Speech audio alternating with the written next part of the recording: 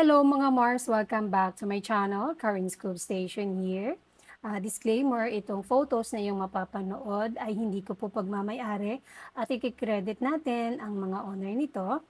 Ma'am Sylvia Sanchez nag-post sa kanyang Instagram account 2 days ago mga Mars na kung saan nag-post siya ng clip video na ang laman ay si Ria Atayde na kanyang anak na pangalawa.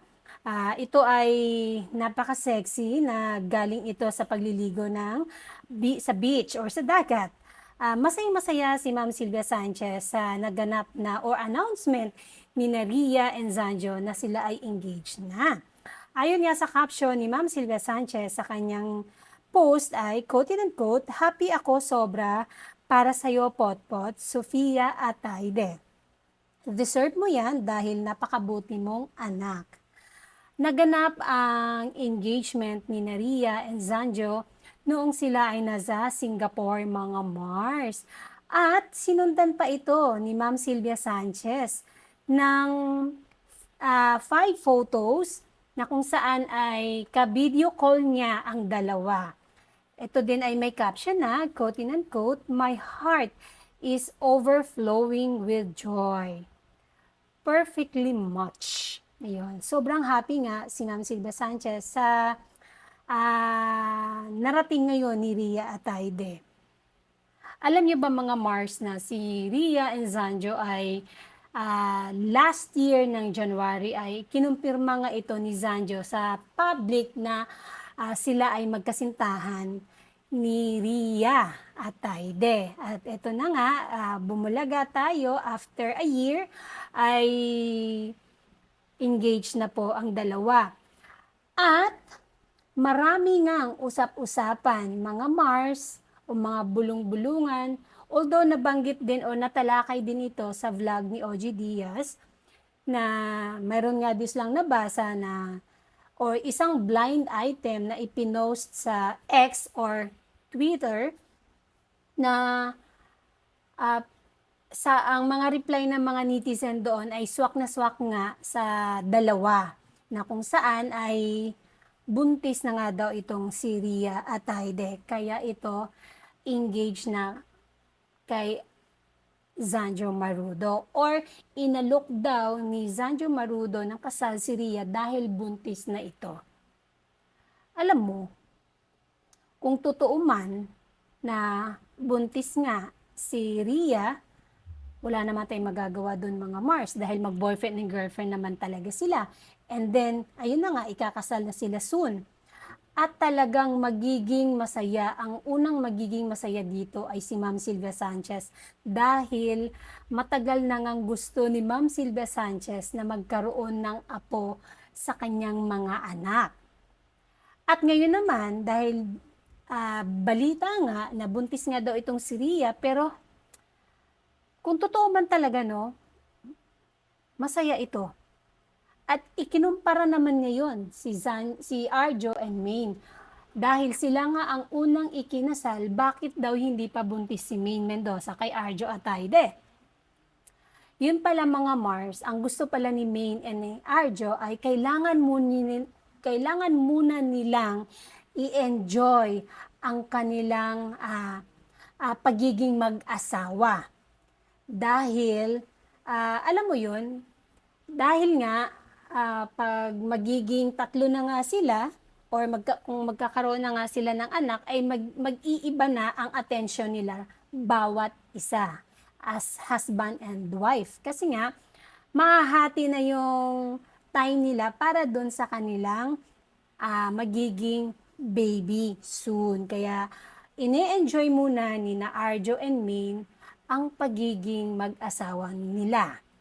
Although kakakasal lang naman nila last year, wala namang race ito or contest ito or paunahan ito kung sino ang maunang magkaroon ng baby. Pero ito pala ang gusto ng dalawa, i-enjoy muna nila ang isa't isa.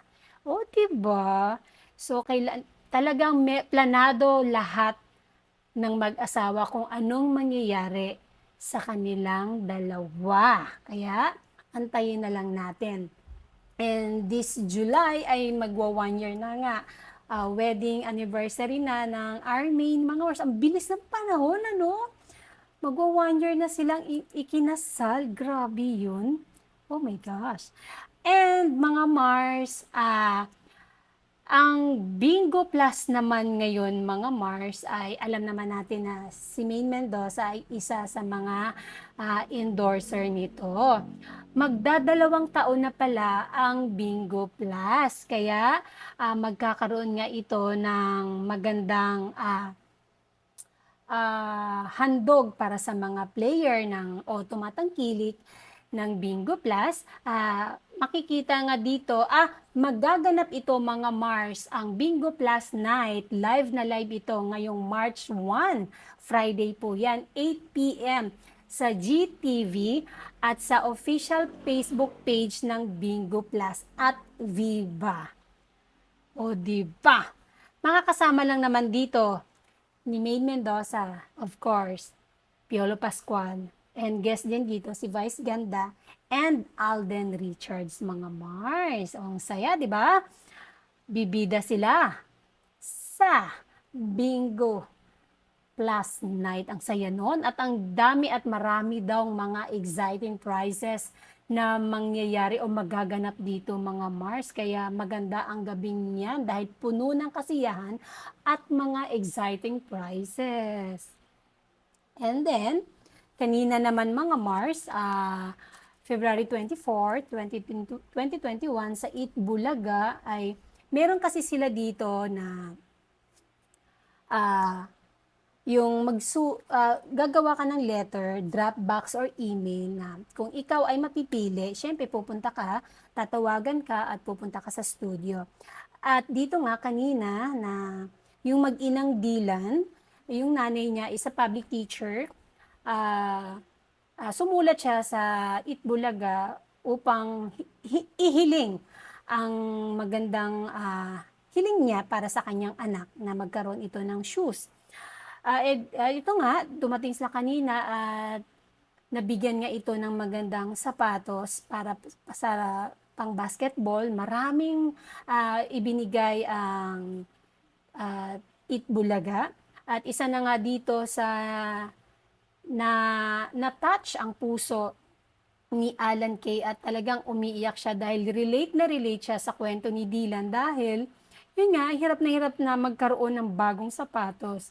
At ikinumento rin ni Alan Kay ang kanyang karanasan noon. Kaya talagang malapit na malapit ang kwento niya o magkahawig ang kwento niya kay Dylan at kay Alan Kay. At magkakababayan din po sila. At dito nga, hindi man daw niya alam kung ano ang dream shoes ni Dylan, binigyan niya ito ng cash para mabili niya ang dream shoes ni Dylan. Diba? Napakabuti. At sinabihan pa nga niya si Dylan na huwag itapon ang lumang shoes na kanyang tinatahi nga lang para magamit muli upang maging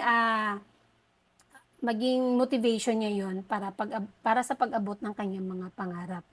And mga Mars, dahil birthday ni Lola Belen, bumisita po si Lola Belen sa mga Dabarkads at binisita din ng mga apo si Lola Belen, itong si Ellen and Lenlen. Yun nga, si Atasha and then si Maine Mendoza. Grabe, enjoy ako kanina mga Mars, lalo na nung nagbigay sila ng dancing.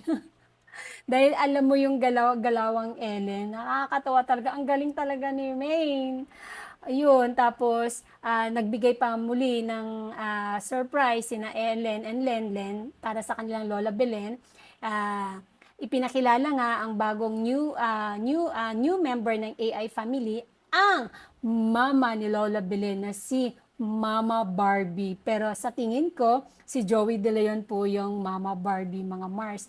Tuwang-tuwa nga sila sa nakita nila kanina na new member ng AI family at gusto nga nilang makita or ma-meet ang asawa ni Mama Barbie. Kaya yun ang pagka-aantay natin mga Mars. At sa huli nga, doon sa kwento ni Dylan, hindi pa pala natapos ang pagbibigay ng mga regalo, biglang lumabas sina Ellen and Lenlen para magbigay muli ng regalo dito kay Dylan. At sa mama din ni Dylan, I forgot her name, sorry po talaga, Nakatanggap din po siya ng regalo mula sa Eat Bulaga Dabar Cards dahil puro nga kay Dylan ang hiniling niya. Wala siyang hiniling para sa kanyang sarili, pero binigyan pa rin ito ng mga Dabar Cards ng regalo. At ayun, pati ako naiyak din ako doon sa kwento ni Dylan.